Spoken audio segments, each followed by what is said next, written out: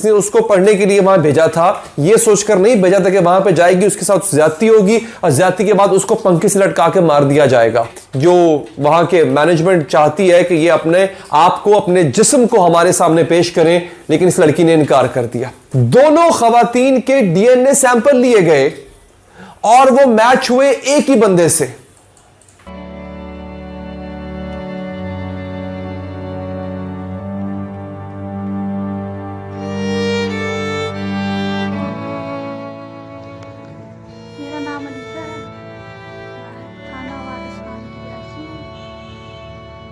घर के पास एक पार्क में बैठी हुई थी। तीन लड़कों ने मुझे अगवा कर लिया और मुझे जब होश आया तो मैं एक बंद कमरे में थी और दो मेरे साथ जाती कर रहे थे, तीसरा फिल्म बना रहा था।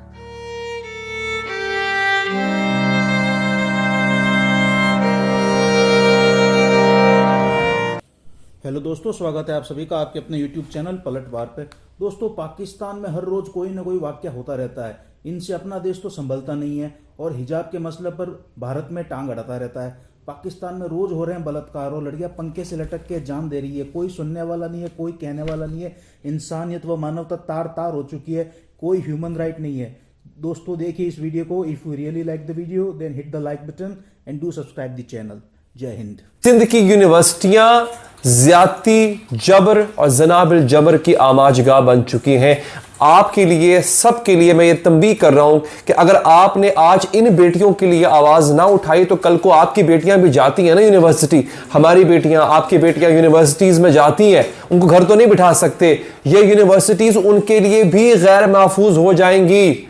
ये भी किसी की बेटी थी, ये भी किसी की औलाद थी जिसने उसको पढ़ने के लिए वहां भेजा था। ये सोचकर नहीं भेजा था कि वहां पे जाएगी, उसके साथ ज्यादती होगी और ज्यादती के बाद उसको पंखे से लटका के मार दिया जाएगा। आपकी बेटी के साथ और मेरी बेटी के साथ कल को ये हो सकता है, इसलिए इस पे आज आवाज उठाना बहुत जरूरी है। ये आज मैं इस पे वीडियो कर क्यों रहा हूं, उसकी वजह यह है कि एक खातून है, उसका नाम है परवीन रिंद। वो बेचारी औरत नंगे पांव अदालत पहुंच गई। उसके साथ ये करने की सब कुछ कोशिश की जा रही है। दो लड़कियां इससे पहले, मैं आपको, मेरे पास पूरी डिटेल है, मैं आपको बताऊंगा। दो लड़कियों को ऐसे ही पहले कत्ल करके पंखे से लटका दिया गया। ज्यादती का शुबा है, इस बात का काफी हद तक इम्कान जाहिर किया जा रहा है कि उनके साथ पहले ज्यादती की गई। ये यूनिवर्सिटीज में होता है और इसमें कौन शामिल होता है? इसमें यूनिवर्सिटी की इंतजामिया शामिल होती है, असातिज़ा शामिल होते हैं, इसमें स्टाफ शामिल होता है। ये सब मजबूर करते हैं लड़कियों को कि वो अपने जिस्म को उनके हवाले करें, और जब वो नहीं करती हैं या वो उनसे उनका दिल भर जाता है, वो ब्लैकमेल मजीद नहीं कर पाते उनको, तो फिर उनको मार दिया जाता है। ये एक बहुत बड़ा माफिया है जिसको आज एक्सपोज हम करने जा रहे हैं। सबसे पहले तो आपको परवीन हिंद का बताता हूं मैं आपको। ये कराची की पीपल्स यूनिवर्सिटी शहीद बेनजीराबाद में एक लड़की है जो कि नर्सिंग हाउस अफसर है, यानी कि कोर्स कर रही है नर्सिंग का, वहां पढ़ रही है उस यूनिवर्सिटी में, और हाउस जॉब भी कर रही है। जैसे डॉक्टर्स हाउस जॉब करते हैं अपनी स्टडी के दौरान, इस तरह से ये नर्स जो है ये भी नर्सिंग का कोर्स कर रही है और हाउस जॉब कर रही है। अच्छा, सिंध हाई कोर्ट में उनका केस लगता है और उन्होंने ये बताया कि जनाब परवीन रिंद ने कहा कि इनके कमरे में 3 खवातीन दाखिल होती हैं, तशद्दुद करती हैं, घसीटती हैं, पूरी यूनिवर्सिटी के सामने मारती हैं। वजह उसकी यह थी कि वो यूनिवर्सिटी मैनेजमेंट चाहती है कि जिस तरह से जो वहां के मैनेजमेंट चाहती है कि ये अपने आप को, अपने जिस्म को हमारे सामने पेश करें, लेकिन इस लड़की ने इनकार कर दिया। हर लड़की में इतनी हिम्मत नहीं होती है कि वो मीडिया पर आ जाए, हर लड़की में इतनी हिम्मत नहीं होती है कि वो वहां की मैनेजमेंट को फेस कर सके। बाज लड़कियां उस प्रेशर में आ जाती होती हैं, बाज बच्चियां घर से आई होती हैं और उनको ये डर होता है कि अगर हमने ये बात बता दी, शिकायत लगा दी घर वालों को, तो हमारी पढ़ाई रुकवा देंगे, और ऐसा होता है। वो इस डर के मारे वो बताती नहीं है, वो मुसलसल हरासा हो रही होती हैं। तो इस खातून की हिम्मत को सलाम है कि ये सामने आई है। उसके बाद जनाब उन्होंने कहा है कि मेरी जान को खतरा है, धमकियां मिल रही हैं, मेरी हाउस जॉब को किसी और शहर में मुंतकिल किया जाए। अब मैं आपको बताता हूं होता क्या होता ही है। इससे पहले आपको शायद याद होगा 2020 और 2019 में 2 वाकयात हुए थे, एक नम्रता कुमारी का और एक और नौशीन काजमी का। ये 2 खवातीन थी। इन दोनों की लाशें इनके हॉस्टल के कमरे से मिली थी, पंखे से लटके हुए मिली थी इनकी लाशें। इनके साथ क्या हुआ था, इंतजामिया ने कहा, यूनिवर्सिटी इंतजामिया ने कहा जनाब कि इन्होंने खुदकुशी की है। जो ये नम्रता कुमारी लड़की है, इसके भाई ने कहा था कि नहीं, खुदकुशी नहीं की, इसको मारा गया है।